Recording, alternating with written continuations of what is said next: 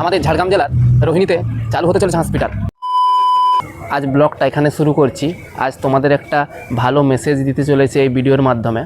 আমাদের ঝাড়গ্রাম জেলার রোহিণীতে যে হসপিটাল কাজ চলছিল, আজ প্রায় কাজ শেষের মাথায়, বিল্ডিংয়ের কাজ প্রায় শেষের মাথায়। ওদিকের বিল্ডিংয়ের কাজটা হচ্ছে, তো এদিকেরটা শেষের মাথায়।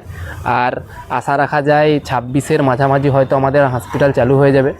পার্শ্ববর্তী এলাকা এবং গ্রামের জন্য এটা খুব খুশির খবর, কারণ ঘন্টার পর ঘন্টা লাইনে দাঁড়িয়ে আর যেতে হবে না বাইরের চিকিৎসা করাতে, কারণ এখানে 10 থেকে 15টা বেডের একটা হসপিটাল হচ্ছে।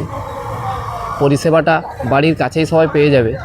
রাখা যায় এটা 26 সালের মাঝামাঝি শুরু হয়ে যাবে। প্রায় কাজ শেষের মাথায়। ওদিকের বিল্ডিংয়ের কাজ চলছে, এদিকের বিল্ডিং প্লাস্টার থেকে শুরু করে সব কিছু হয়ে গেছে।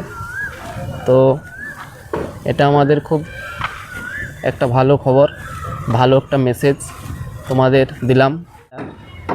এখানে বিএলআরও অফিস রয়েছে, এদিকে বিএলআরও অফিস, জল ট্যাঙ্কি, তার সামনেই হসপিটাল, সামনেই রয়েছে, ওদিকে রয়েছে বিডিও অফিস, বিডিও অফিসের সামনেই রয়েছে হসপিটাল হচ্ছে এখানে। ঠিক আছে, ও তোমরা লোকেশন তো পেয়ে যাবে। ভিডিওটা বড় করছি না, এখানেই শেষ করছি। যখন হসপিটাল উদ্বোধন হবে আমি নতুন ভিডিও নিয়ে আসব।